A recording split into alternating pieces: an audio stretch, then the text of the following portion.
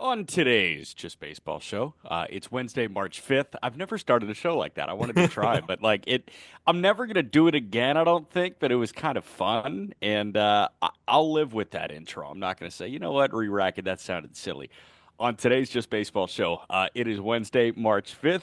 And we are talking about the American League Central, our AL Central season preview. We also going to talk about Jose Quintana signing a 1 year deal with the Milwaukee Brewers. He provides some rotational depth for them, and rotational depth is gone for the Yankees. Luis Gil is hurt. We're going to talk about that. As always, it's brought to us by the fine folks at BetMGM. Tell us about the offer, Peter. The first bet offer up to $1,500 in bonus bets is back. All you got to do, use code JUSTBASEBALL for your first bet after you, of course, you download BetMGM. So, what a lot of people have been doing is I've been releasing my futures bets, right, on YouTube. Part one and part two are now both out. They've been using the code to place these futures. Why? If it loses, you'll get it all back in bonus bets up to 1,500. And in this episode, we're talking American League Central. I already released a future on the White Sox and a hits leader in this division. So we'll be talking about those. So if you are new to BetMGM and you like any of the futures, make sure to use code JustBaseball to get that first bet offer up to $1,500 back in bonus bets. Can I guess the hits leader real quick, No. please? No. I want to Okay, save it. It's fun. I understand. Yeah, and then it's like, hey guys, go read this. Yeah. Yeah, all that. How are you? I'm doing pretty good. I'm doing very good, actually. Two things. Number one, which is good for me, I'm watching the baby bombers come alive in spring training off Zach Wheeler. I'm watching George Lombard Jr. I'm Wow. watching Spencer Jones. I'm watching Austin Wells. I'm watching Jason Dominguez put up runs against the man Zach Wheeler. So it was already feeling good. And then a little bit later on in the day, we got a comment from Luis Arias, and he said something negatively about a take that you made about him. So you combine those two together. I'm having a great day. Jack McMullen's downfall paired with the Yankees Yeah. uprising. It's a Yeah. great day to be Peter Apple.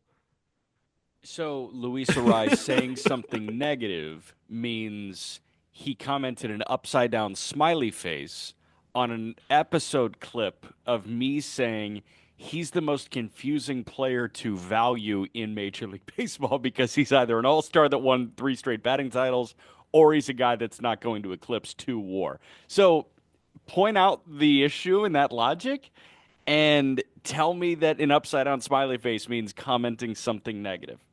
I don't think the details are that important here.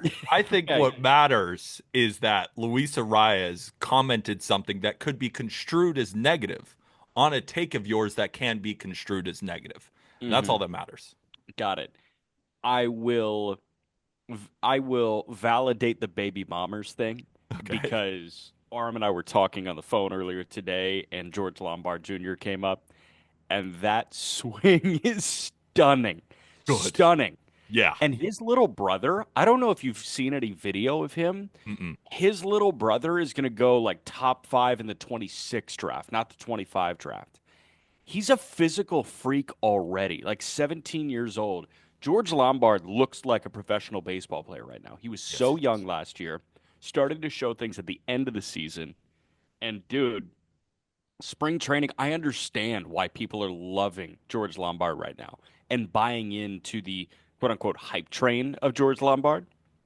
Jones is interesting because there's a setup change, there's Yeah. like a load change with his swing. But Lombard is the one where I'm watching some of the clips of him right now in big league spring training, and I'm saying, are you the guy? And then on the Eh, other side too, right? You gave the pitch on George Lombard Jr. and I got nothing to add. It just all looks great. But how about Will Warren looking like the second coming of Michael King? I mean, it's hard Okay. for me not to get excited when Pitching Ninja posts a side by side of their mechanics and it looks very similar. And then watching him mow down a Phillies lineup, right? He got clipped by Max Kepler for a home run. That's okay. But that was the only hit he allowed through 3 innings, bunch of strikeouts. And this continues an 8 inning stretch in spring training where he's only allowed one run, and that was that run to Max Kepler. So we're going to talk about Luis Gil's injury, potentially him making a bid at the fifth starter role for the Yankees. And of course, it's probably good that they ended up keeping Marcus Stroman. I mean, the offseason isn't over yet, but it Yeah. shows. It's probably a good idea to keep a guy like that. So the Luis Heel injury certainly hurts. Yeah. But to watch Will Warren dominate like that and knowing that you have Marcus Stroman in the fold, again, it's a great day to be Peter Apple.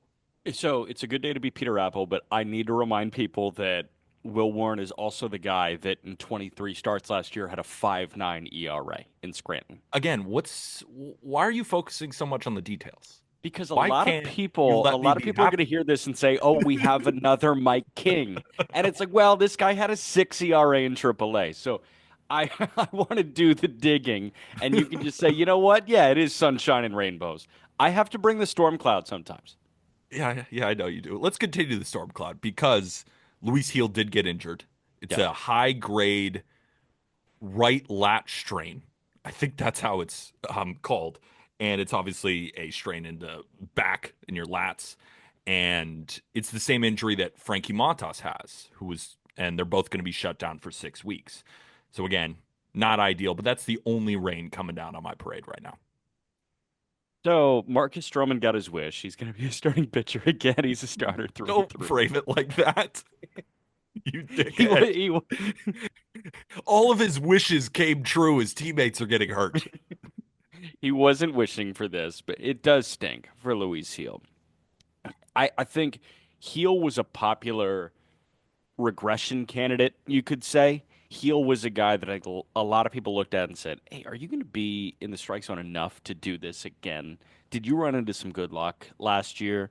And the answer could have been yes to both, but at the end of the day, he was nasty. And when Yeah. he was in the strike zone, he was getting through 6 innings of one hit ball. He was great and looked like the American League Rookie of the Year through the front half of the season before he got hurt. But this guy's been hurt a lot. And I know one of them was Tommy John surgery, but this being a severe, or the terminology medically is a high grade lat strain, I, it's a little scary to see something soft tissue like this pop up this quickly into spring training. And it's Yeah. not like the ramp up has been too quick for anyone's own good.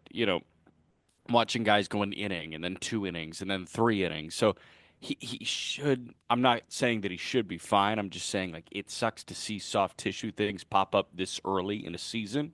But this is your opportunity to see an elongated look at Will Warren and see if it's really different. This is your opportunity to see if Stroman looks like a guy that is able to earn that 5 spot instead of, well, we're paying this guy a lot of money. It's time for him to be in the rotation. That kind of thing.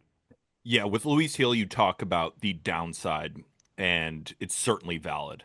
But the reason, I'm bringing up Will Warren and talking about Marcus Stroman so much is that Luis Hill can take his time coming back from this injury, come back and look as close to the guy that was so dominant in the first half. I mean, there were stretches of the season, especially when Garrett Cole was not on the mound, and even when Garrett Cole did return, that Luis Hill was the best pitcher on the team. And when he is in the strike zone, we see how good he possibly can be. So if he's able to work his way back, the Yankees won't exactly feel his injury maybe as much as a Garrett Cole or a Max Fried going into the season. But then as the season progresses, he gets healthy, feels good, back on the mound, and he's in the strike zone. The Yankees are then adding an incredible weapon to their starting rotation. And if he is, again, to fall out of it a little bit, you still have the back end with Stroman and with Will Warren. And of course, the Yankees can always make a move, you know, in the deadline. The one pitcher Yeah. I'm really worried about is Carlos Rodon because he has not looked good in spring training at all. But again, it is just spring training. Spring training is for narratives when guys are going well or guys are going Hmm. good versus when they're going bad, you just kind of don't mention them and be like, it's just spring training. That's kind of where we're at right now. So it's also like a guy that got a $200 million contract to pitch, to throw a baseball. I'm not going to create a spring training narrative around because he has nothing to prove with his spring training results. If a guy Agree. has good spring training results and he's trying to win a job on a roster, I'm like, oh, this is working. This is good. That's great. But a guy like Carlos Rodon or a guy like Garrett Cole or a guy like Tarek Skubal, if he gets lit up, I do not care because chances are they're working on something. And they're like, oh, yeah, no, it's March 3rd and the feel was off. It's like, okay, I understand. Yeah, a good example is I'm bragging about these baby bombers going up against Zach Wheeler. Like, I don't give a shit that Zach Wheeler gave up 8 hits and 5 earned runs in 2 innings today. He's No, obviously working on something. It means absolutely nothing.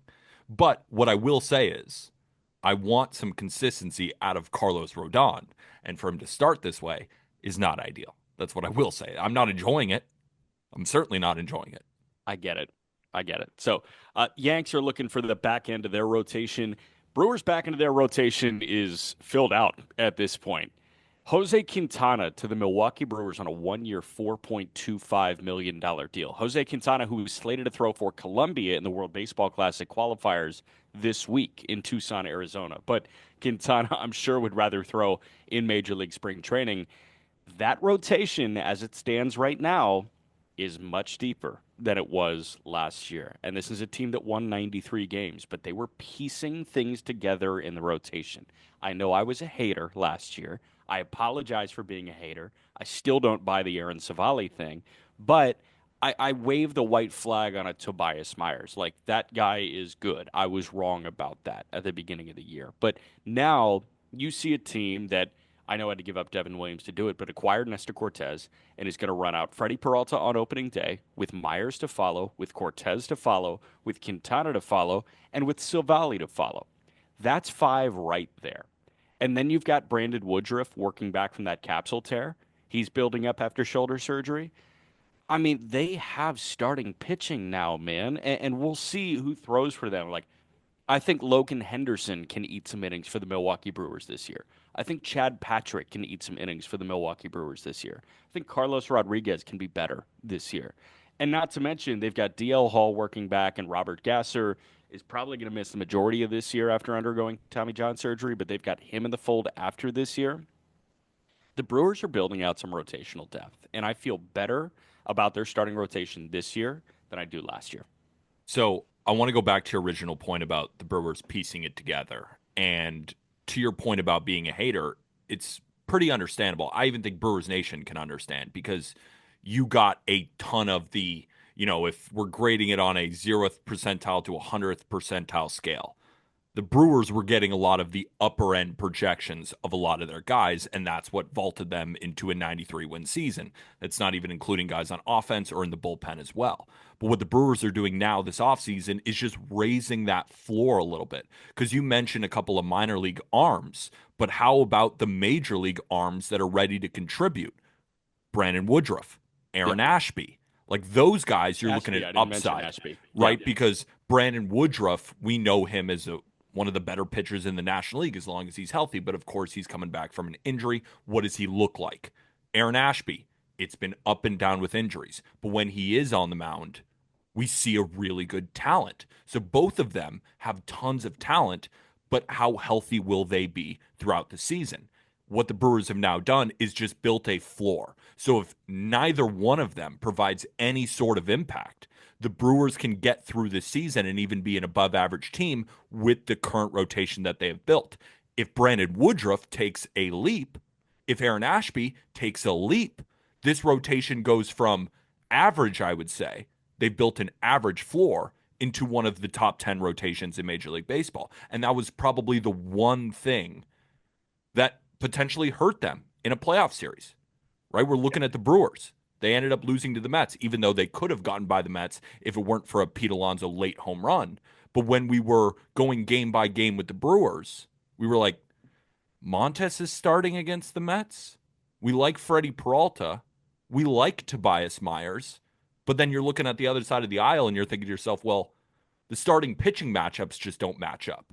But now the Brewers are going to have a solid middle of the rotation guy outside of Freddie Peralta going every day with the potential upside of an ace like Brandon Woodruff or potential middle of the rotation starter in Ashby. So building a floor still with a lot of upside. Got to be excited. Brewer bullpen. Are you buying the Yoho thing? I mean, the Brewers are buying the Yoho thing. I see their tweets. I I see mean, them putting out all of these videos of every time he throws. They're buying that he's a leverage arm. They're buying that they have a bullpen ready to go in the post Devin Williams era. how could you not? Like Yeah. you're seeing the changeup from Craig Yoho, and you think to yourself, is that not just Devin Williams' changeup? Right. It moves the exact same. It looks very similar. So you think, why wouldn't he? But again, he's just such a young pitcher and he still has to refine, his command a little bit. But how could I say no? The Hmm. stuff is there.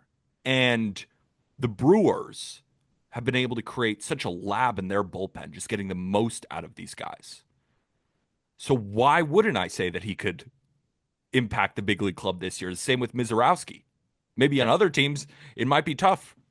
With this team, they got all the trust from me at least. So I'm not going to say no to any Brewers reliever, really. Brewers, Tampa, Cleveland. I, Dodgers. but I don't know because Enriquez did kind of seem like the run to the litter last year down the stretch and in the postseason. If Edgardo Enriquez was in the game, it was not a guaranteed thing. And I know that he threw 104 miles an hour last year in the minor leagues, but he was the one that made me tense up a little bit, and he threw in very low leverage moments in their run to the World Series. So, like, I don't know if I'm ready to put the Dodgers there because the Dodgers have a lot of guys that have been around for a minute. Like I know Kopech had his trials and tribulations in Chicago, but Kopech has been around, and they would turn to an Evan Phillips who has been around, and a Gratterall has been around. It takes those guys some time to establish versus a Tampa. Edwin Uceta popped up out of nowhere last year. Biggie popped up out of nowhere. Biggie is, for the overwhelming majority of baseball fans, going to pop up out of nowhere this year for Rays fans. And I think Cleveland and Tampa fall into that bucket with Milwaukee. Minnesota is probably close with that too, where if you have a guy that looks good for one outing or looks good in spring training, I'll buy it because he's a Brewers reliever. I'm only going to pour a couple drops of cold water on your argument because I see where you're coming from. But with the Dodgers, especially, like, wouldn't you also argue that it's really tough for a young pitcher to even break into this bullpen? Right? Anthony It's Bonda looked impossible. great, and it was really hard to break in. Right? But We're Bonda's talking been about, around, man. I Bonda's know been with other teams. exactly. Right? They're completing the best bullpen in Major League Baseball right now. So how would even a Craig Yoho be able to break into this bullpen? How would a Mizorowski be able to break into this Because bullpen? because So baseball's a meritocracy, and sometimes the Dodgers DFA Ryan Brazier. yeah, If I mean you're Alex good, you're Vesia, good, and you get in. Vesia is another success story for them, and it's like the guys who have been there for a while. The Dodgers helped them get the most out of it, and then Find something Michael click. Kopech is a great example. He looked horrific with the White Sox, then comes over and looks like the best reliever in the playoffs. So it's hard not to put them in that conversation. And I don't want to say that's a buy-in thing, but it could have been a buy-in Could have been a thing. buy-in Like, thing, but do you go from a 5.5 ERA to a 1 ERA? That can't just only be buy-in. no, it's buy-in and something else. It's an Yes. Arsenal So tweak. that's So what I'm talking about. The Dodgers are definitely in that conversation. I think the Yankees have a little sliver in that conversation as well. I think so. Not as much as the other three. I Sorry, agree. Yankee No, I fan. agree. I agree. You I ready for said a roll? sliver. I You said a ready for sliver. roll call, man? Yeah, I said a sliver. All right. We're going to preview the American League Central in a moment. Before that, we will take our first break. Let's talk about guard ball. The Cleveland Guardians won the division last year, and I'll run you through what their lineup looks like right now for opening day. Unfortunately, it's no Chase DeLauter who had surgery to correct a core muscle issue slash sports hernia. It's a week to week thing, and by week to week, I mean I think I saw the initial timetable was six Eight, to 8 weeks. 8 to 12. 8 to 12 weeks. Mm, Okay. So for people that struggle with math like me, that's 2 to 3 months without baseball for Chase DeLauter. yeah. And this is a guy that has been hurt a lot. And we talk about the feet. He has had foot issues, both feet. It's held him out of time since he was at James Madison. And now he's having sports hernia issues. It's kind of similar to the Josh Young thing, but unfortunately, it's happening to a better prospect. Where at what point do we call you injury prone? I think we're at the point now where we call Chase DeLauter injury prone. It's just it's a prospect. I mean, can we call a prospect injury prone yet? I I mean, think we so. have I to. think we can. Chase DeLauter in Cleveland and Emmanuel Rodriguez in Minnesota are injury prone prospects. I know. I just hate to throw labels on prospects at all before we've even seen them. But if you were I going get it, to, but they've it's been hurt fair. all Yeah. the time. What am I going to say? Exactly. Just sucks. So we are doing this without the idea of DeLauder being in Cleveland. I hope DeLauder is in Cleveland around the All-Star break because that is a very talented player, Mhm. and I don't understand how the swing produces the results, but it does, and they're really good results. Stanton, I love watching hit home runs. Like DeLauder's second, or at least he's way up there just Because you, because. you have no idea how that swing is like. That ball went 400 feet. It looked like he was tied up on a pitch on the outside corner. But then that pitch goes 460. Yeah, It's like, and then it sounds like a laser beam coming off the bat. It's beautiful. it's It's a bizarre. beautiful ball off that bat. Absolutely bizarre. But let's run through the lineup right now. They're catching tandem Bo Naylor, and they brought back Austin Hedges on a free agent deal. Huge. Carlos Santana is going to play first base. Kyle Manzardo is going to be the DH. You've got John Kensey Noel to play some first against against left-handed pitching, pardon, or DH against left-handed pitching. Second base going to be handled by Juan Brito most likely until Travis Bazzana is ready. Reminder: they traded Andres Jimenez to the Blue Jays. Brian Rocchio going to handle shortstop. Gabriel Arias likely serving as his backup. Best third baseman in baseball is at third base in Jose Ramirez. The outfield left to right: Stephen Kwan, Lane Thomas, Will Brennan. You also have John Kensey Noel, and you have Jonathan Rodriguez, who I am expecting relatively big things from. I think that he is a mainstay in the major leagues, and I think he is going to be a good fourth outfielder and an offensive oriented corner outfielder for them. So that's how the offense looks right now. I really like this offense. Do I wish they had another star to provide J Ram some security? Yes. Do we have that conversation about the Cleveland Guardians every single year? Yes. I'm excited to see what a full year of Lane Thomas with the Guardians looks like. And I think John Kensey Noel is going to be pieced into this lineup exceptionally well. Is it the short end of the platoon for Manzardo? Is it full time right to get Brennan to the bench? I don't really know how it's going to work, but they're going to use John Kensey Noel very well. I think the optionality of this lineup and the optionality of the bench is important for Stephen Vogt, and I think it's going to work.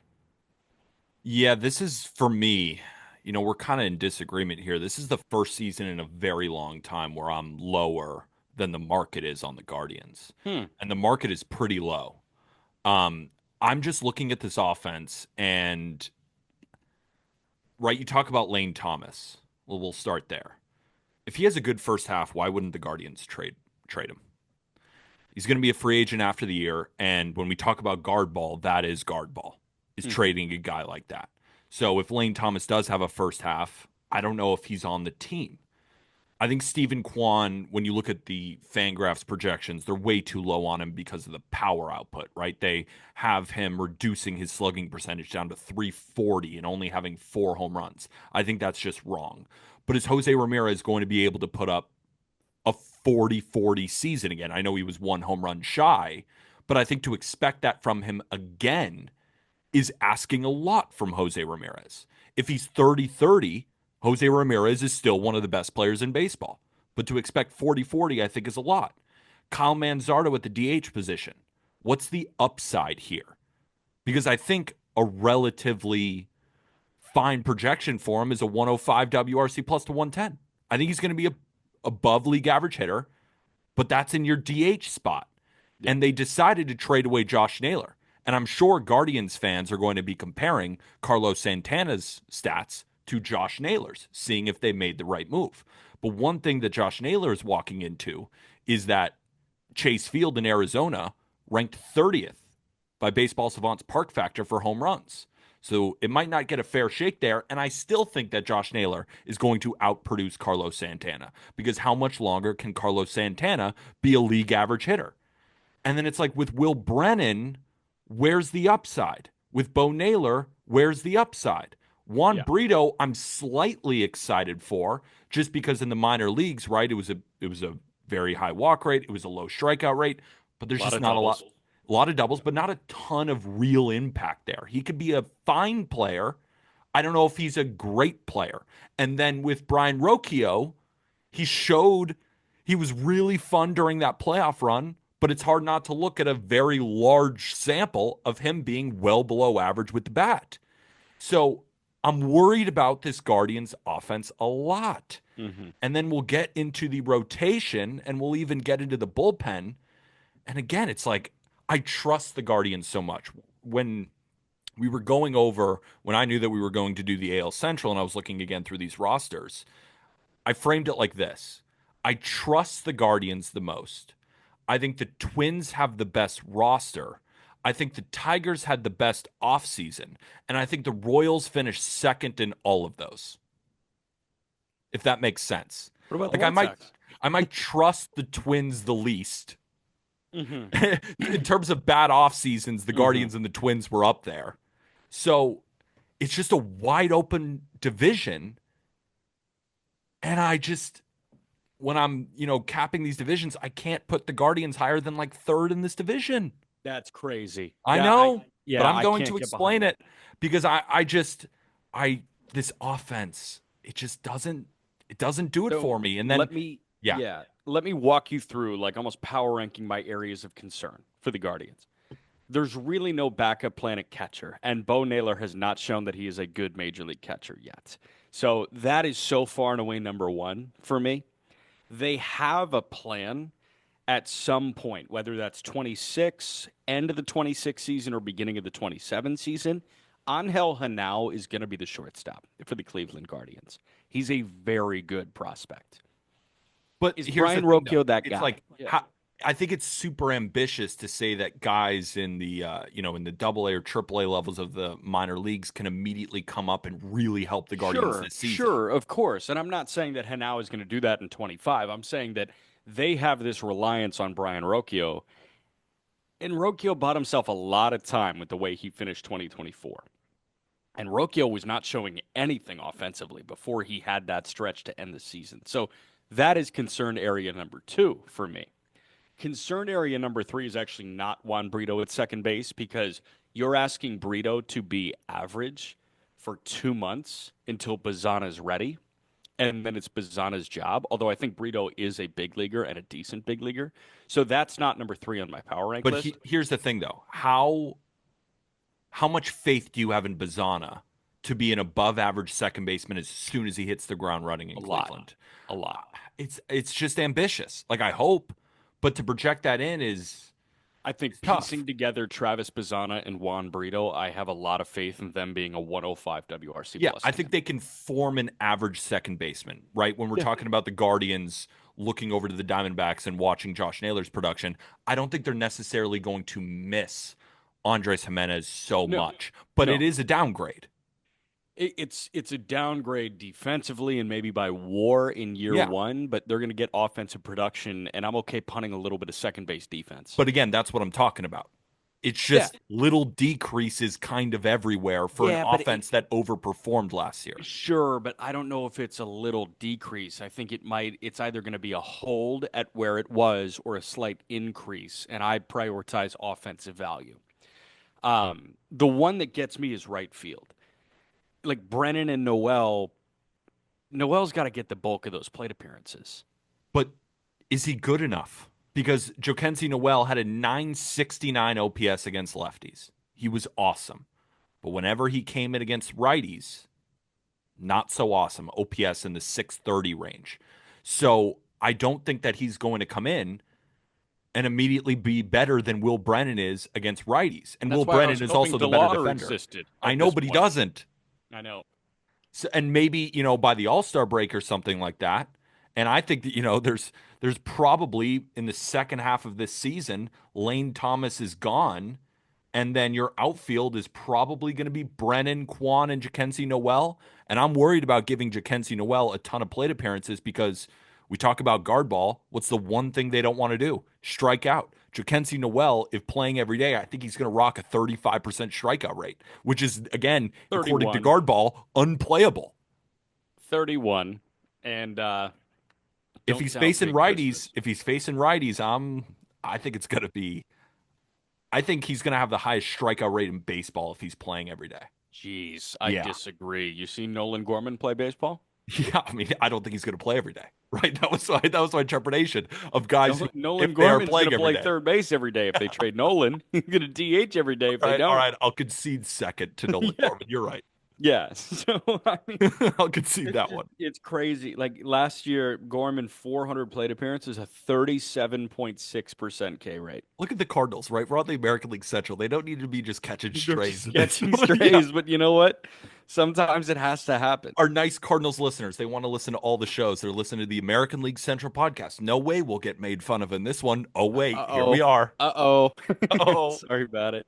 Um, yeah, man. I don't know. I prioritize catcher and shortstop as my areas of concern for this lineup. But I want to get to the rotation, and I feel like that's the other part of the formula that goes into you being lower on mhm. Cleveland.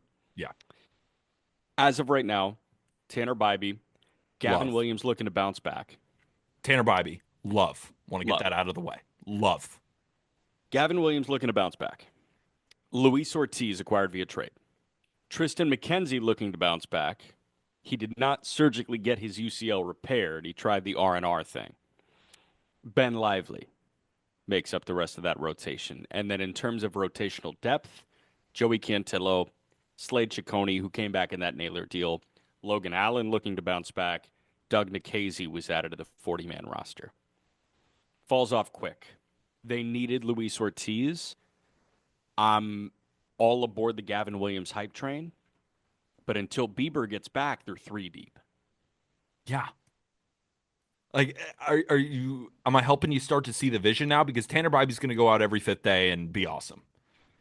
No, because If Gavin yeah, Williams is pretty good, let's say he's better than next year or last year, excuse me, and it's not hard to be so when he had a 4.86 ERA and in 76 innings. Let's say he is a 3.8 ERA, right? Lowers his ERA by a full run. That'd be a big step up, but it's not a big enough step to be like, oh yeah, Gavin Williams, legit pitcher. And then Ben Lively, I mean, he's towing a line here, and he's also a five and dive guy. We like the Luis Ortiz pickup. We think he has potential. How good is he really? And then with Tristan I think he's McKenzie, good. Yeah. but like how good? I guess that's the question because we say the I word think he's good. 100. I think he's 160 to 175 innings at a mid threes ERA, 3.6. That's a phenomenal pitcher. Yeah, I think Like he's a that would phenomenal pitcher. that would probably be like a top 35 pitcher in Major League Baseball. I I think think that's he too can be bullish. that. I mean, I that's think he can be if you that. think that, I think it's going to be the innings. I don't think he's going to get there. I think it's going to be like 140 innings at like a 3.9. You know what he did last year? In the second half, he was awesome. 135 innings at a 3.32. Yeah. I think he can go 170 innings at a 3.6. Okay. I would just disagree with that a little bit. We'll see. The Guardians have a better defense. It's going to help them out more than Pittsburgh, that's for sure. We'll see. Mm-hmm. If he can do that, we can I'm start buying it. talking here. I'm buying it, and I'm buying this being the breakout year for Gavin Williams. I think if he's healthy, we haven't seen the best version of Gavin Williams in the big leagues yet. And go back and look at the AA and AAA dominance that he showcased. He's one of the better minor league arms that I've seen in my time in minor league baseball. Mm-hmm. He was untouchable at points. And if he's running the fastball up to 98, 99 miles an hour, I saw him up to 101. But if he's 98, 99 and he's got feel for everything, I think this guy can be a breakout. So I'm being bullish, and you're not going to convince me to join your side because I have this weird, like, implanted Guardian bias. I don't know where it came from, Dude, but I have the same. It's the yeah, trust in their organization. Like we it's the just, trust in the org. It's the trust in Stephen Vogt. It's the yep. trust in the players on that roster. Like they're an easy team to watch and root for. And So you're not going to convince me because I'm being stubborn with that. and that's fine. And I can totally understand where you're coming from. And I also want to be clear. I'm not calling for the Guardians' downfall. Like I'm just saying Right. the Central has a four pretty solid teams in it. And I think if the Guardians, some of the guys who took step forwards last year, not even take a huge step back, but just a moderate step back, and we don't get a couple of breakouts, which I think is a very fair evaluation of the Guardians in 2025, they're likely in the 83 win range, Yeah. which is still an above average team, still solid, can win on any given day. but missing the playoffs and not being quite the same team that they were last year. Like, we can't forget this team is only 2 years removed from Yeah. being a 78 win team. I'm not Yeah. saying they're going to be that, but to say they're going to win 90 again with this roster and with their moves this offseason, moving their second best hitter and not really getting into the free agency market, and also knowing that they'll probably trade Lane Thomas at the deadline, I'm like, my love for them is year over year is just dissipating a little bit. Yeah, okay. I had a brief moment. I was like, are you spinning Andres Jimenez as moving their second best hitter? But then I remembered Josh Mm, Naylor. I was like, Josh Naylor, yeah. I was like, whoa, let me push back on But this even here. still, moving a guy like Andres Jimenez like doesn't make you better. Uh I think it did. I think it gave them some flexibility where they're turning Andres Jimenez and an 85 WRC plus at $100 million into two pre-arb guys that are going to be a 100 WRC plus in Brito and Pizzana. I think it to say Brito's going to be a 100 WRC plus guy is like, I think it's asking a lot, and Oh man. maybe Bazana gets there. Oh These guys man, are do I young. These guys disagree. are really young. Like Bazana is like a year and a half removed from playing games at Oregon State. It's just really unfortunate that you don't know ball with Juan Brito. Like I think that's Juan Brito is going to be fine. I think he's going to be a 13.5% 90. walk rate, 16% K rate last year, I know the numbers. It's in the minor 21 leagues. pumps, Yeah, like 84 driven in, is he? 13 bags, 40 doubles last year. As a Yeah, I mean, 22-year-old in AAA. yeah. I hope he's Carved. good. Looks like a Michelangelo statue. All right, you can buy all the Juan Brito's stock that you want, and you're even saying he's going to be awesome, but then Travis Bazada is going to come in and be even more awesome and take his Yeah, no, job. he's going to take that So job all from these all Brito. stars are just sprouting up in Cleveland. I'm going to remember these 2 months of Juan Brito. Bullpen, any notes? Nothing. No Okay, way. No okay, way. okay. Am I going to be the guy to say it that maybe they aren't the greatest bullpen of all No time way. again? I No think they can way. even be the best bullpen in baseball, but are they one of the greatest of all time again? Is Tim Herron going to put up an ERA below 2 again? Is Hunter Gaddis going to throw a 1.57 in 75 innings? Is Cade Smith in his rookie Yes. season? Cade Smith, yes. But what if he has a 2.4 ERA next year?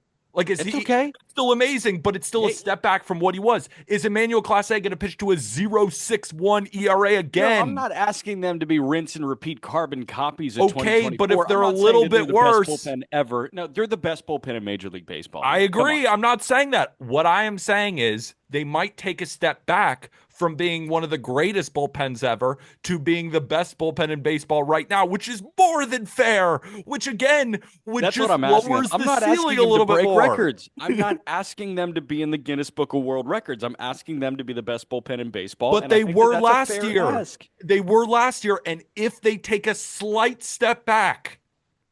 don't. slight step back, that's very probable. That is what's going to happen.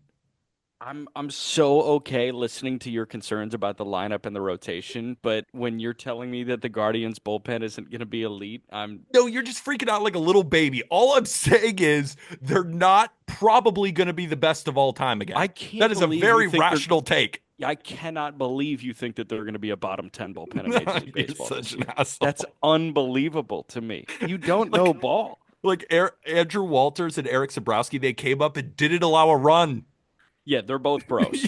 Like, is that? Bronco Do you Alamon's think? going to come back. He's Do you gross. think they allow a run this year?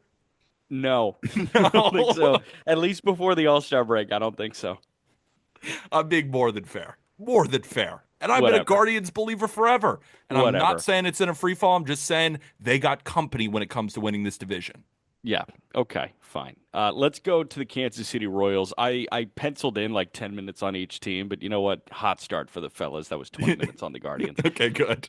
That was probably the lengthiest team conversation Because that it's we'll have probably had. going to be the one that we're most in disagreement with. Actually, we got the Twins coming up, so get ready. Oh, I'm not listening to you pitching me on them winning a division. Okay. Sal Perez, Freddie Fermin, in the catching tandem for the Kansas City Royals. You got Vinny Pasquantino looking to break out / bounce back at first base. You got Michael Massey at second base, along with Jonathan India, who's slated as the DH as it stands right now. Shortstop, best shortstop in Major League Baseball, in Bobby Witt Jr. Maikel Garcia is at third base. You've got Nick Lofton there to fill in when needed. And then the outfield, left to right, as it stands right now, MJ Melendez in left, Kyle Isbell in center, Hunter Renfroe in right. You also have Dairon Blanco and Nelson Velasquez. In terms of organizational depth, Nick Prado can fill in at first base if needed. Kevin Biggio is a non-roster invite. Javier Vaz, I think, is a high OBP guy, can swipe some bags, play decent defense. At second base, could fill in at short in a pinch. I don't want him to do that. I'd prefer to see Cam Devaney do that, or can fill in a corner outfield spot. And then the outfield depth is Tyler Gentry, Drew Waters, and Joey Weimer. The, the Robins, the list of possible Robins to Bobby Witt Jr., his Batman, got a little bit deeper. Like I think Vinny is a capable Robin to Vinny or to Bobby Witt's Batman. I think Jonathan India is a capable Robin to Bobby Witt Jr.'s Batman. Obviously, Sal Perez is a capable Robin to Bobby Witt Jr.'s Batman. But I ask myself the same thing that I asked last year. Is this lineup good enough outside of Bobby Witt Jr. to win a division? I think it can be, especially, they have I think a pretty damn good starting rotation, and this bullpen is much improved. So if this offense can hover above league average, I think they can win a division. And we talk about the Batman or the Robin to Bobby Witt Jr.'s Batman. It's hard to find a legit guy, but what I think will help Bobby Witt Jr. out a lot is Jonathan India leading off. Mm-hmm. Because the Royals have been in need for a leadoff hitter for a while now. It's been Michael Garcia, it's been Michael Massey. I think even Nick Lofton was leading off for them. They've been just churning and burning leadoff guys. And when you watch Royals games, and maybe you're 5 minutes late to turning on the game, there's one out and Bobby Witt Jr. is up. Having Jonathan India being able to spray the gaps in Kaufman is going to help out Bobby Witt Jr. a lot.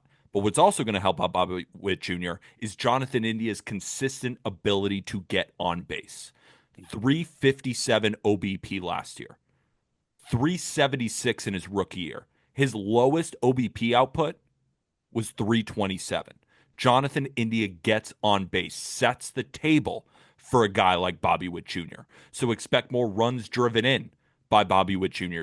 this year. And I think his eyes are just going to continue to light up, knowing he's got a guy on first when he comes up to the plate.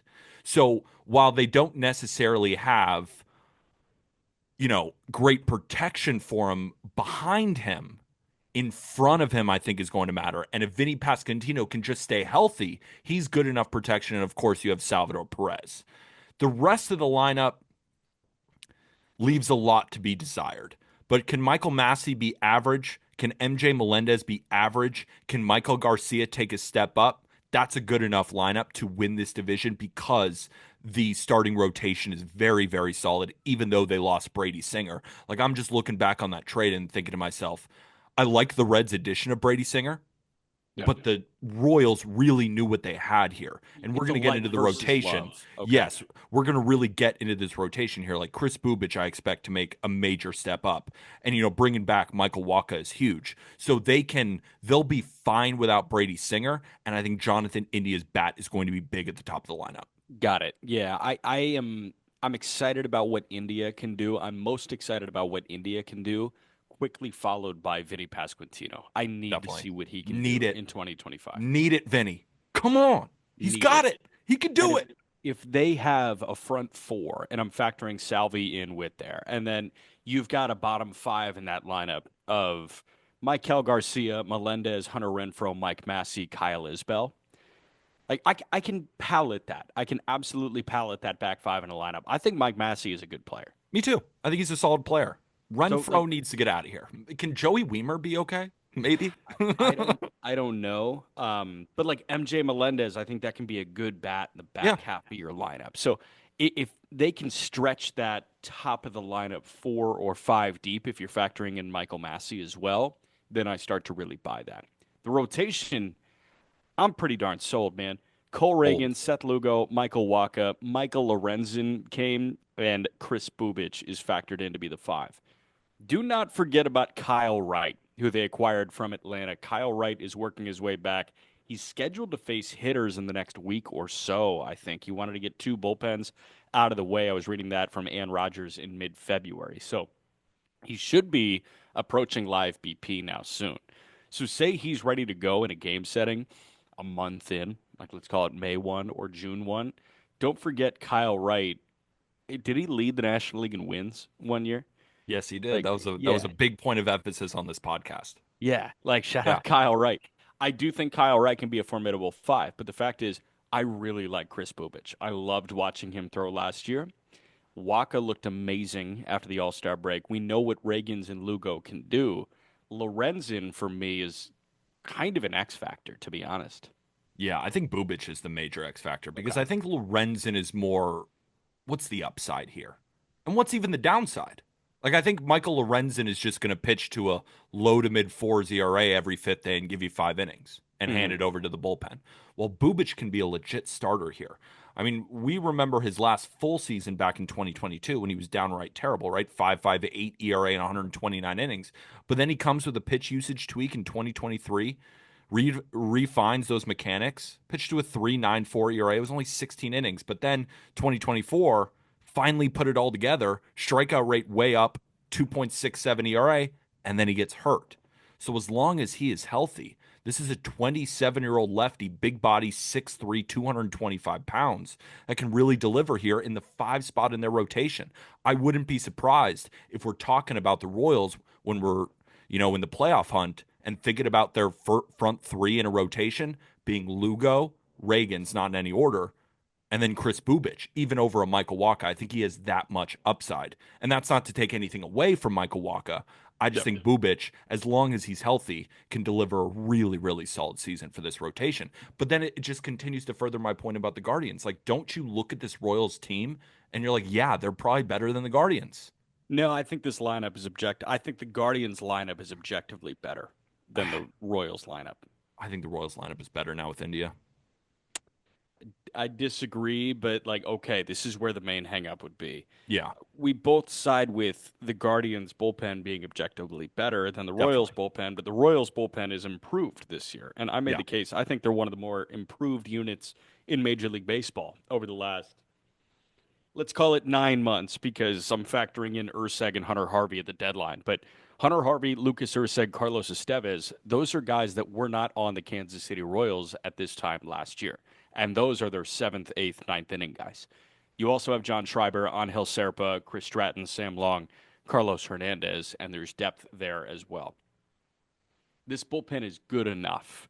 They were a bottom five ish bullpen in baseball last year before the trade deadline. They needed Urseg bad. They needed Hunter Harvey bad. They got him. Urseg was great for them down the stretch. Adding Estevez is huge for me. And I think this bullpen can play. And I think that that elevates their floor big time. Yeah. I trust Reagans to get you through six pretty much every time out. I trust Lugo to get you through six every time out. I'm going to scrap the pretty much with him because Lugo is going to get you through 6 innings. Waka, I think, can get you through 5 or 6 every time. And Bubic, I'm buying the ceiling with you, but say that there's kind of a low floor sometimes, and he has a funky start in May, but you're hanging around, and it's a 6-5 game, and you're in the fifth inning. I think this bullpen is good enough to win that baseball game. And I don't know if I could say that at this point last year. Yeah. Just to wrap up, because I really don't have anything to add on the Royals bullpen, Estevez, Urseg, Harvey, you got a legit three. But the Royals bullpen, when it was bottom five, that's when it was led by guys like Schreiber and Zerpa and Stratton Yeah. and Sam Long and Carlos Hernandez. Now those guys all slot down into the fifth and sixth inning roles instead of legit high leverage relievers. So their value then goes up. But I have my future on a player on this team, and I also just want to end it with we can't forget the Kansas City Royals had the best run differential in the division last year at plus 91.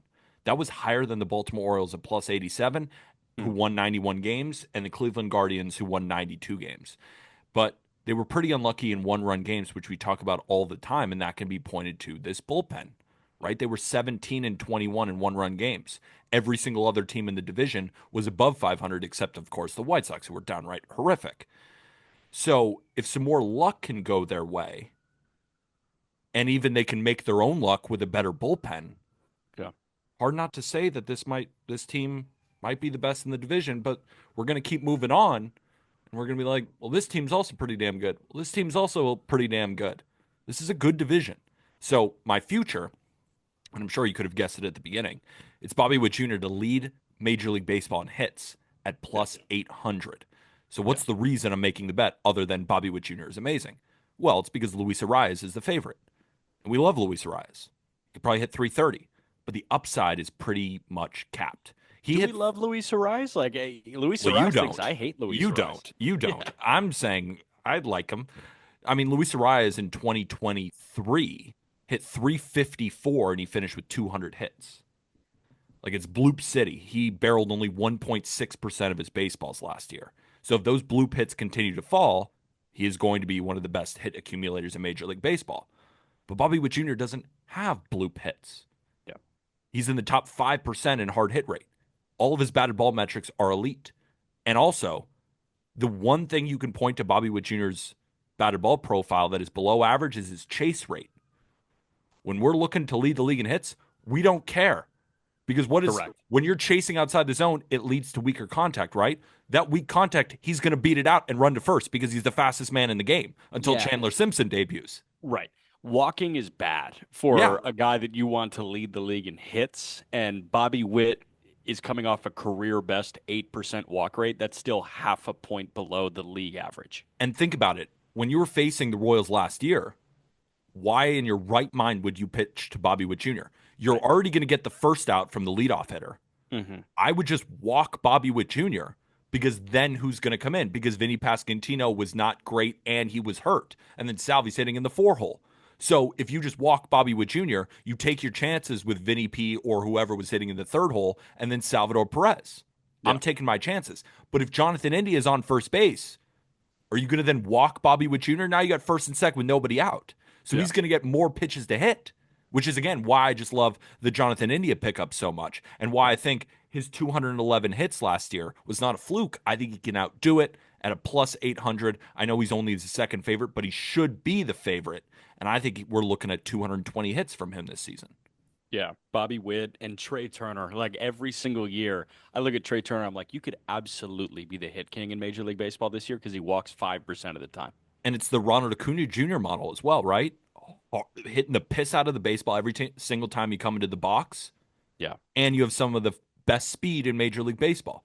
yeah, That is the formula that helped Trey Turner win multiple hits leader titles. Ronald right. Acuna, Ronald Acuna Jr. putting up 217, and Bobby Witt Jr. can amass that. I mean, he hit 332 next year. I expect him to do it again. Yep.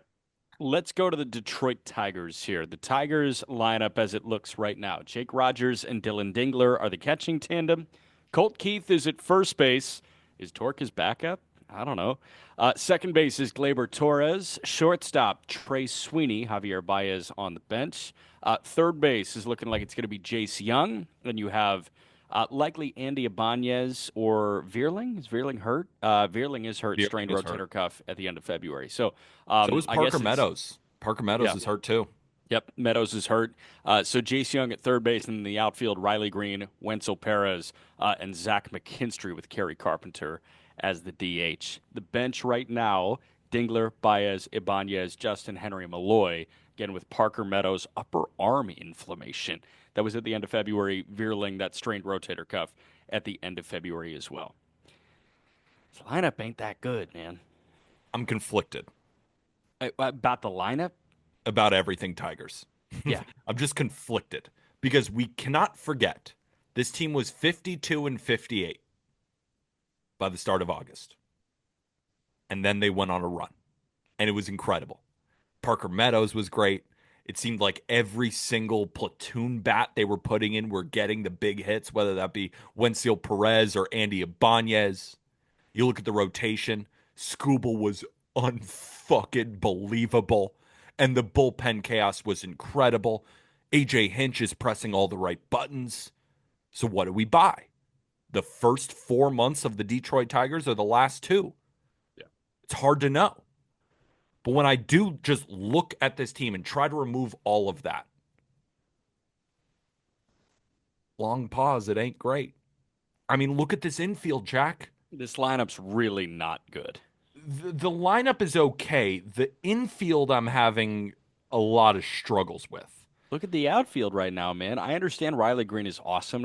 I understand when Parker Meadows comes back, he Yeah, elevates the overall level of that outfield. But as it stands right now, Wenzel Perez and Zach McKinstry making up 2/3 of that outfield. I know, but Parker Meadows is going to come back. So that's the only reason why Sure. I'm saying, like, I'm good with the outfield. If you have Parker Meadows and Riley Green, even if the right field position isn't great, I'm okay with it. Like, Sure. it's a, not a lot of outfields have all three positions just loaded. If you have two good ones, I'm here for it. In the infield, Gleyber Torres is a good bat, but he provides nothing defensively. Colt Keith is a good bat, we think. Nothing is sold yet. We think he's going to be, but again, he's got to prove it. And at first base, is he going to be a good defensive first baseman? And then I would assume so, but it maybe is something new. he's never played it before. So Right. maybe Right. I keep thinking about that Moneyball meme. We'll teach him first base. How hard is it? It's incredibly hard. I hope he's good, but I think it's too ambitious to say that he's even going to be an average defensive first baseman in his first year. He might I think be. he can be an average defensive first He baseman. can be. Yeah. Then at third, you have a rookie in Chase Young, who hasn't proved anything yet. And then at shortstop, outside of the Braves, right? It doesn't get much worse than a combination of Trey Sweeney and Javier Baez. Right. It's funny, the best part of the infield might be the catcher and Jake Rogers. So And Dingler. I'm buying Dingler this year. could be, yeah, but again, a rookie. Like, how Yeah. much can we really Yeah, bank on sure. these guys? No, So, dude. I mean, you're yeah, you're echoing a lot of the things that I feel with this yeah. lineup. And it's just, I want to like it because I saw them all come up in big moments and it made me so happy. And, hanging out with Tiger's Twitter, when we were hyping him up during the playoffs was so much fun. But then I look at the roster now and I'm like, how do I push a narrative here? It's tough. On paper, this team doesn't win a division, but that's why we No. play the games. On paper, this team probably finishes below 500. Unfortunately, but they have certain elements that raise their floor. When you have what I think to be the best pitcher in baseball in Tarek Skubal, and you have the best manager in baseball, and you have Riley Green who continues to improve year after year, and you still have a great bullpen, you're going to win more games than you should. But even winning more games than you should, what does that amount to? Because if it wasn't for those hot 2 months, this team is finishing under 500 and not making the playoffs. And we have a very different view of this team going into the beginning of this season. So they have an 83.5 win total by BetMGM. It's hard for me to justify an over. Yeah, And we could I talk about hear the you. rotation because the rotation can be exciting. Like bringing over Jack Flaherty is great. Bringing back Flaherty, right? Yeah, excuse Skubal, me. Flaherty, Reese Olson. That's a formidable front three. I like Reese Olson. Yeah, I do too. And then you go to Casey Mize and Kenta Maeda, and the Stuff Plus models that I saw on spring training innings was great for Casey Mize. But This is Kenta Maeda's spring trading. Have you seen his numbers too? They yeah, look dude. great. So I Or mean, we're looking at gas. Casey Mize, Kenta Maeda, Brant Herter. I think is actually a good option I there like Brand for Herder. them. Yeah. I think Kaider Montero is a good option for them, and then Thank you. Job, obviously. Yeah, Job Joe. is going, yeah, like Job is going to be the four for them. But I think Job could also end up being the second best arm in this rotation. So, Skubal, Flaherty, Olson, Job, Mize, Maeda. Like, there's a lot of depth here. I like There's a that lot deep of depth breath. here. I like that deep But breath. any way you slice it, like I do think that this can be the 10th best rotation in Major League Baseball. I do. Yeah. Yeah. And this bullpen, man, like we know that this bullpen can lean into the chaos and be great. Foley, Brisky, Holton, Tommy Canley was a fun get. Vest throws fuzz. Chafin on a minor league deal. Brebbia, Brant Herter again, Montero. Like, I do really like this pitching staff, but it's the lineup. Like, can this lineup be a division winner? But again, that's why we play the games. And there's also a part of me in this rotation that gets a little bit nervous. Like I'm a big believer in following the money when it comes to free agents. How did Jack Flaherty only get a 2-year deal? Because he Why? did it for 1 year. He did it for I one know, year after 4 years of really not much at but all. he did it for 1 year for a reason. Like because he couldn't lock down a big time long term extension coming off a 3.17 ERA and 162 innings. There wasn't a team that said, yeah, we'll give you a legit 4 or 5 year deal. Why not? That's my question. Like, why didn't they? I don't think that's a projection thing. I think that's a body of work thing. But it makes me feel a little nervous.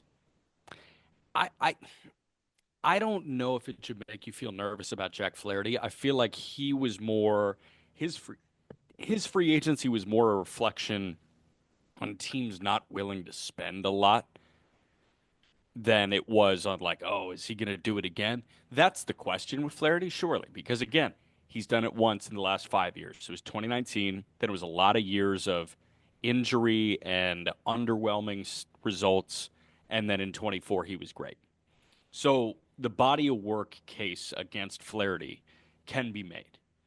Yeah. And that held him back from getting a 4 or 5 year deal, where 2, 3 years ago, he probably gets that 4 or 5 year deal. But we've seen those 4 or 5 year deals burn teams to this point. I think a lot of teams are looking at what the Yankees gave Rodon saying, are we sure we want to try this? Like, I do feel like it was a reflection of the market as opposed to a reflection of Jack Flaherty's projections. But again, to almost use your point against you, those pitchers where teams have given the 4 or 5 year deals for, where Flaherty kind of inserts himself into that realm, where it's like this guy has flashed being worthy of a 5 year deal, but he doesn't have the track record. What often happens to those types of pitchers? The Yankees are regretting the Carlos Rodon deal. Mm-hmm. The Mariners, who signed Robbie Ray, traded him. Yep.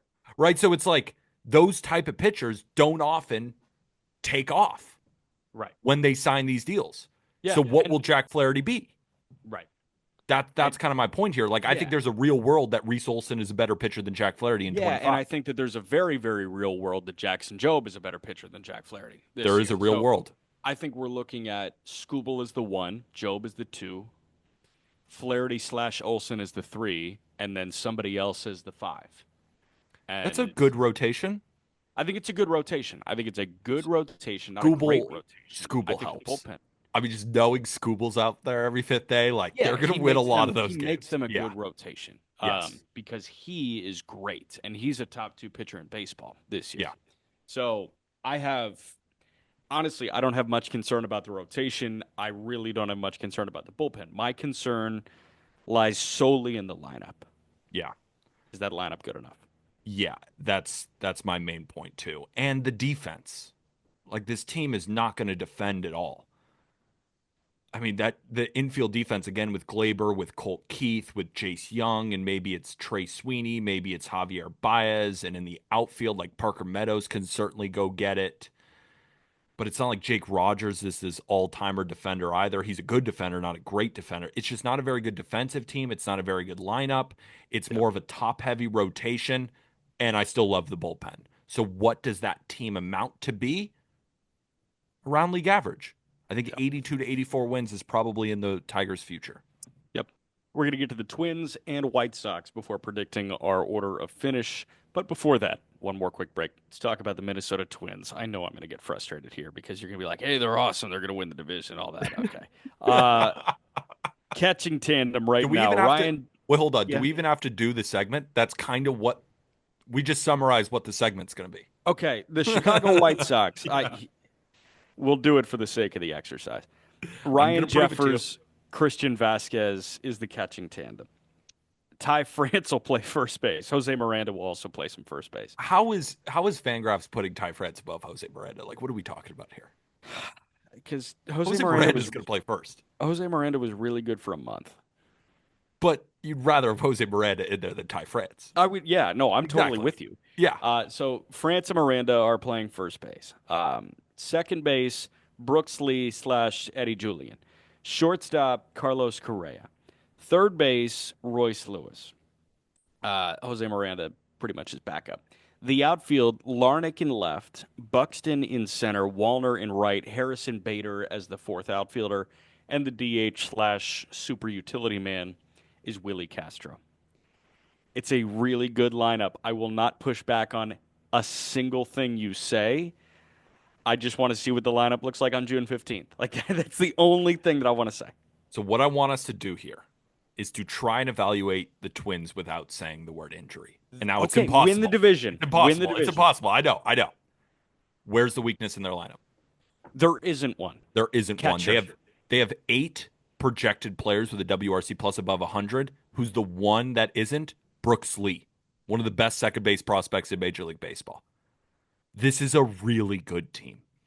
They have a deep bench, right? We're talking about who's going to play first. Is it going to be Miranda or is it going to be Ty France? Regardless, one of them is a good bench piece. Eddie Julian, good bench piece. Christian Vasquez, good backup catcher. Harrison Bader has been a starting caliber center fielder now for a while, and now he's your 4th outfielder. Like Willie Castro was the only player on this team to record over 600 plate appearances, and now he's, when healthy, like their 7th best hitter.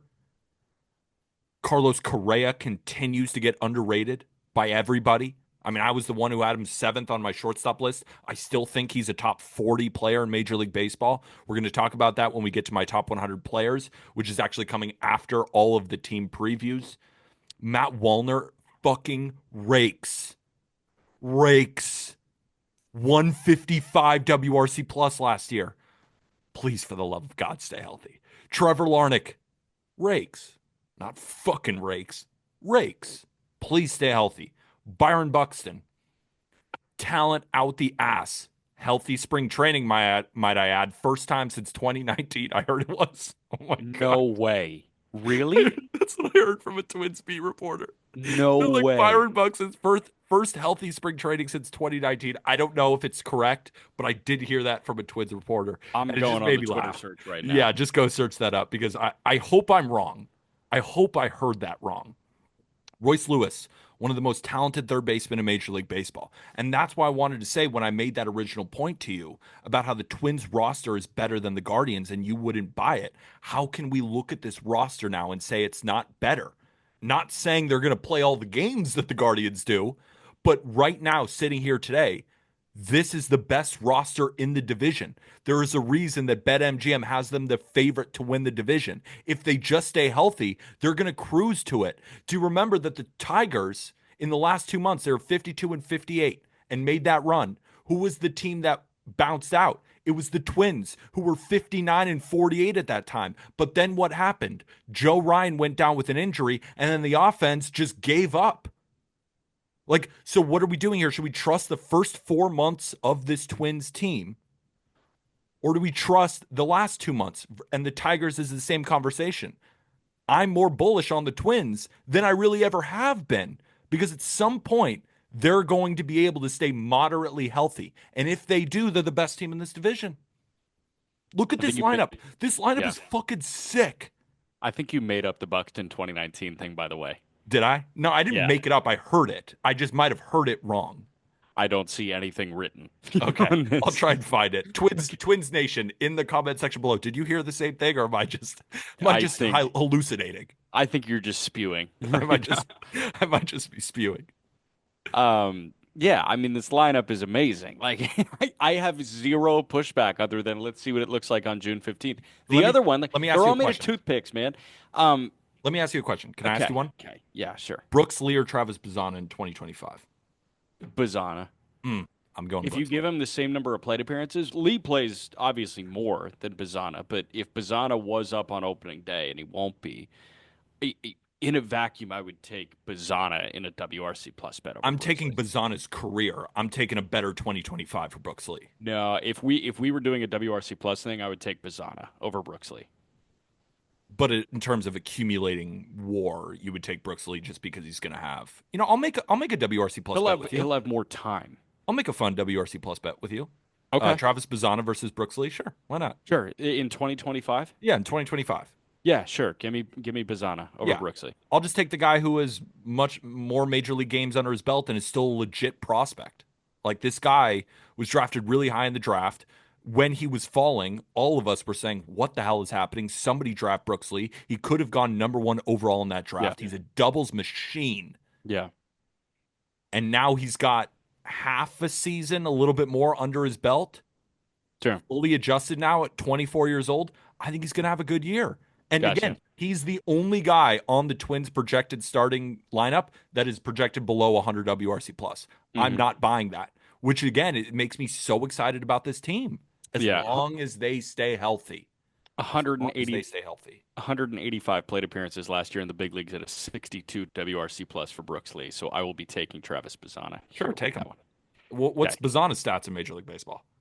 Zero, because Bazzana was Has drafted last year. but he hasn't gotten that 62 WRC plus at 180 plate appearances out yet. Correct. He hasn't Correct. gotten it out of his system, which is a Correct. young guy. It happens to everybody.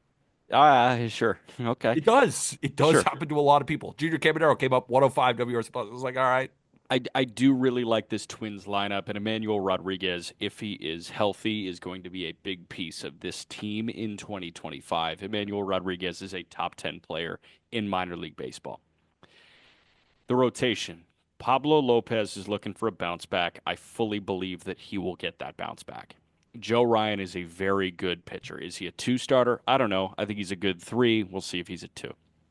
And then you've got Bailey Ober, Simeon Woods Richardson, Chris Paddock, Zebby Matthews, David Festa. Can they piece together the final three in that rotation? I think the answer is yes. We may differ on who it may be. It's for sure Ober. I'm buying the Festa shout with you, and I think I'm buying Zebby Matthews over Simeon Woods Richardson this year. And Paddock, I'm just like, trade him if you can. But I think that's the point. Yeah, Pablo Lopez, at 28 years old, all of his underlying metrics said he was better. He ran into some. He was just throwing the ball right down the middle. I was watching these Pablo Lopez starts. I'm like, what the fuck are you doing, dude? He's just right down the middle. Stop. Stop doing that. It was getting pillaged. And then he stopped doing that, and he's right back to where Pablo Lopez is. But also, when I say Pablo Lopez is 28, don't you disagree? Like, I saw he was 28. I'm like, no, he's not. He's 31. He's 28. he's Joe he's Ryan, he's the most mature 28-year-old ever. Joe Ryan, 28 years old. Bailey Ober, 29 years old. Those are three legit pitchers. Pablo Lopez can be an ace on any given day. Joe Ryan can be a legit number two on any given day. And Bailey Ober can be a legit number three on any given day. And then you have a collection of four pitchers who you hope can be solid. Festa, Matthews, Simeon Woods Richardson, Chris Paddock. Pick your favorite two and lock those in. The Twins are going to do that, but they have reinforcements again if any of those guys aren't good. Let's say I'm wrong about Festa. Let's say you're wrong about Festa. Here comes Zebby Matthews. Mm-hmm. Let's say Simeon Woods Richardson is able to continue what he did last year. And then Chris Paddock is like fine. He's the Stroman for them. Like it's like you have him. It's a break glass in case of emergency type pitcher who can get you through a ball game. Or trade him and get out of $5 million, $6 million. I don't know what team wants him for $5 or $6 million, but yeah, if you can do that, that would be awesome. But Yankees. they have so many options here, Yeah. and again, is this not the best rotation in the division?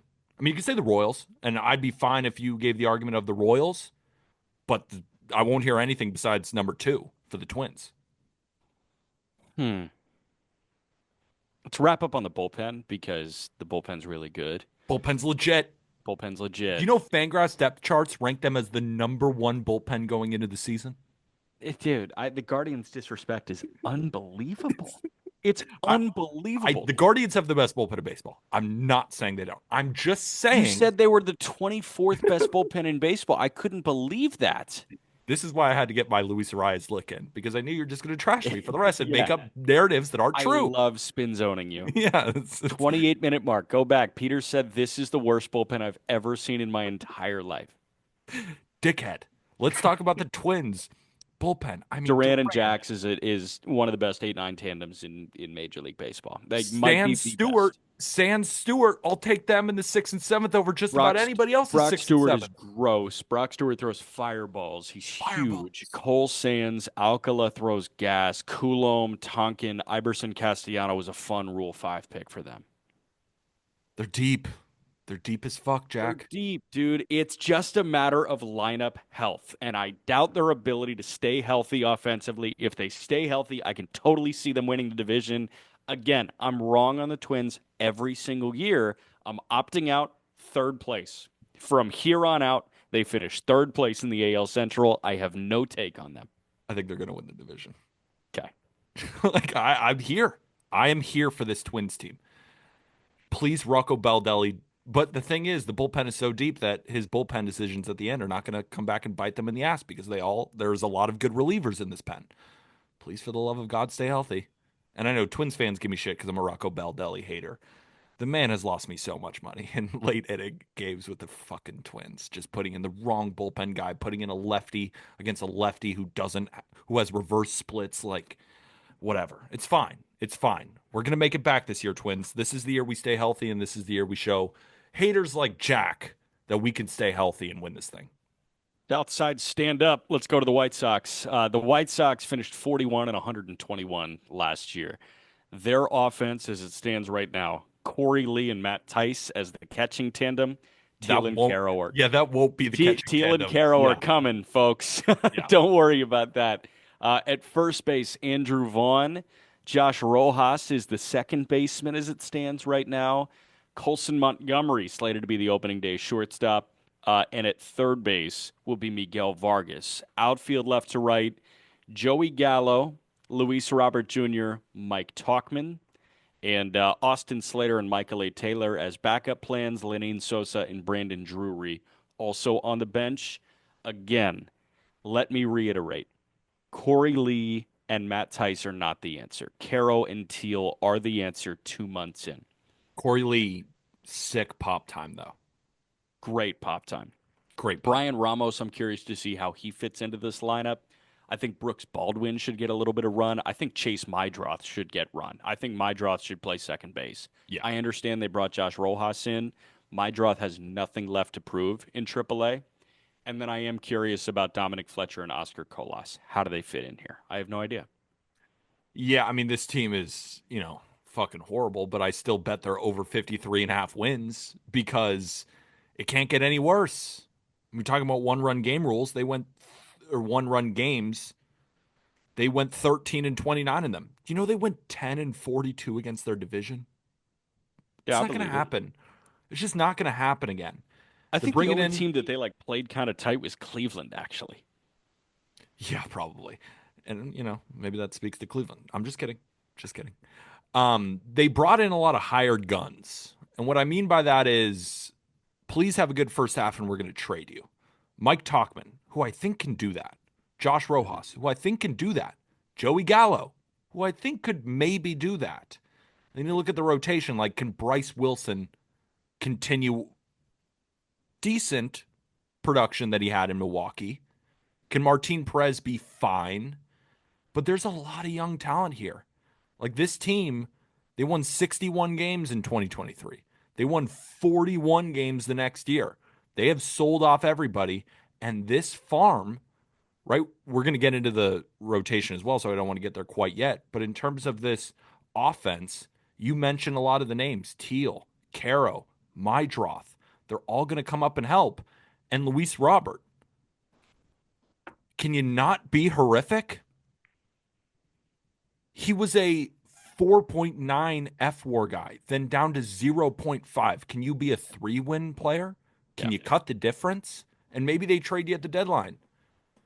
But still, I mean, this team, and they also, even on the bench too, Brandon Drury, Michael A. Taylor, Austin Slater, a lot of these guys raises the floor a little bit Yeah. while they're waiting for some of these young guys to come in and really contribute. I think the White Sox are probably going to win 60 games again because it's going to be a team that's playing with nothing to lose. And I like that mentality going into the year. I was right on the Guardians shout. 5-8 against the Guardians last year, the White Sox were, but 3-10 against the Tigers, 1-12 against the Twins, 1-12 against the Royals. I don't think they're going 1-12 against those two teams again. And maybe I'm Probably wrong. not. Probably not. And I'm trying to put together the offense at some point in 2025.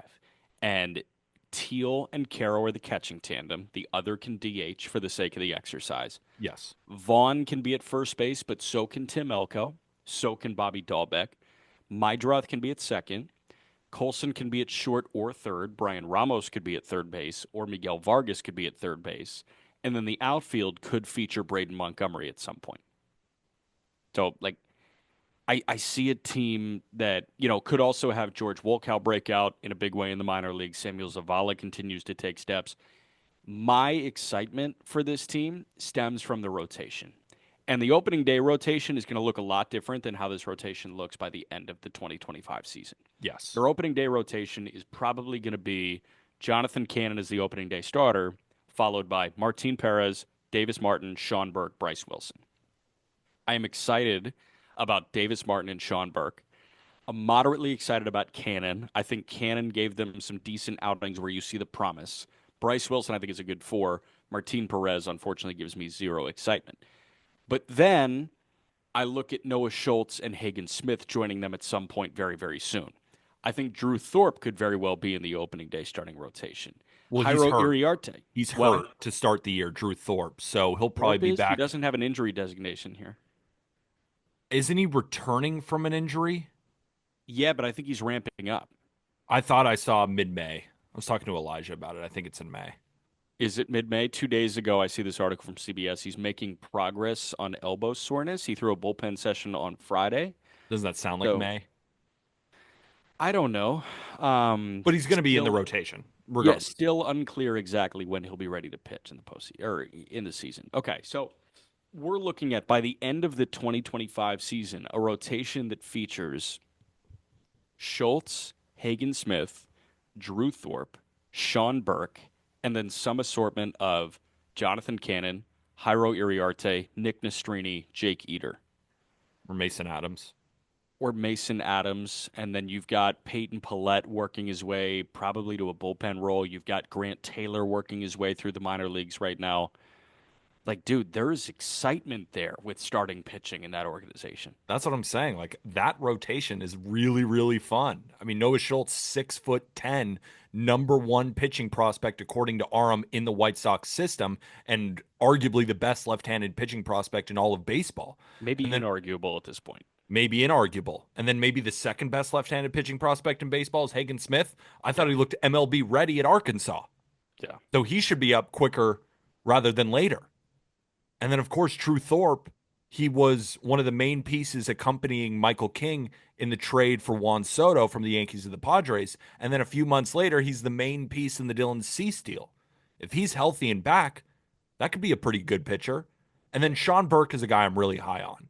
Yeah. The fastball looks really good. It Yeah. performed really well in that short stint last year. I mean, it's the mid 90s, touching up to 99 miles an hour with 19 inches of induced vertical break. The curveball is what's pretty much gotten him through the minor leagues. That's where all the whiffs are coming from. He's got a good slider. And when I watch video of the changeup, it looks really solid. This could be a 4-pitch guy with a really good fastball.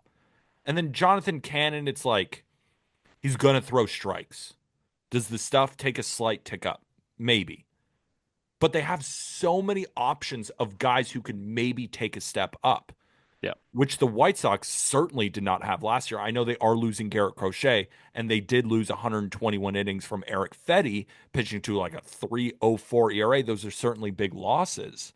But at the end of the day, can the bottom of the White Sox rotation that was just dreadful last year, It's going to be better. it's going to be better. And I think that's the point, is that, Yep. yes, the top end talent won't be as good, but the bottom end talent is going to be way better, giving the White Sox a chance to win more games, because there was plenty of games throughout the season where Chris Flexen is on the mound. He led the team in innings last year, and it's 6-0 by the third inning. And we turn off the White Sox game because you know that bullpen ain't holding it, and you know that Miguel Vargas is sitting in the dugout and he already gave up. So there won't be as many of those games anymore. Mhm. And with a little bit of luck and with a little bit of never say die, doesn't matter if we lose anyway type of attitude, I think they're going to be fun and exciting. And fun and exciting is probably 55 to 60 wins. But we have to remember that they were the worst team in baseball history, arguably last year. The only team to say that they were worse was the 1962 Mets that But went they were 40 and 120. Yes, so one more win, one more loss, 41 and 121. They set a major league record for losses in a regular season. 1963 Mets went 53 and 111. Just saying. 53 and Improvements. 111. Improvements. Yeah, Yeah. slowly but surely. Okay. Slowly but surely. Bullpen. There's not much here to evaluate. I like Jordan Leisure. I'm Me too. bummed that Perlander Baroa is on the shelf right now. Yeah. Shane Smith was the #1 overall pick in the Rule 5 draft. I saw him hit 99 in spring training the other day. Those are the exciting pieces. Justin Anderson, Gus Varlin, Fraser Ellard, Cam Boozer, Tyler Gilbert. I'm okay. Penn Murphy, kind of interesting. I don't know. I have nothing to evaluate. This bullpen's going to be horrible. But again, can the bullpen be more exciting when some of these young pitchers that we're talking about in the rotation may not have a spot. Right, you're building from zero. Like You're Iriarte could be a reliever by the end of the year. Things like that. exactly like all I of see those what you're saying. guys, all of these starting pitchers in the White Sox system who maybe are stuff over command right now, get Yeah, them in 1 to 2 inning spurts yeah. and let it Paulette could be eat. a bullpen arm. Yeah, things like that. Let it Hmm. eat. So it's like right now you look at the roster resource and you're like, oh my God, it's so bad. But it's not going to look like that on June 15th. Yeah. So to really evaluate the bullpen now, we're just almost wasting time because it's going to be a lot of those names that we already talked about in the rotation getting more of an opportunity in the bullpen. Hmm. Okay, predicted order of finish, real quick from me, and then you. Yeah. Guardians win the division. Royals second. Twins third. Tigers fourth. White Sox fifth. So you think that it's basically the same as last year, I except the flip flop the Tigers. Twins and Yeah. Tigers. That's what I was going to say. The Tigers aren't quite making that run, and the Twins don't bottom out. Correct. I think the Okay. Royals got better. I think the Guardians know how to operate over 162. And the Twins have a little bit better injury luck, and their roster is much better than Detroit's. My predicted order of finish for the American League Central, the Twins win the division. They finally stay healthy because when you look at their roster, it is the best in the division. The second best roster in the division, and probably the team with arguably the highest floor, the Kansas City Royals finished second. Finishing in third, the Guardians still have a solid year, probably winning 84 to 86 games. They finish third. The Tigers finish above 500, 82 to 84 wins, and the White Sox, they win 60, but they finish in last. Okay. That's what we got. Do you have a last word? I don't have a last word. I don't have a last word. I more use my last word for the intro of how I'm doing watching the Yankees bomb and watching Luis Arias hate your guts. Yeah.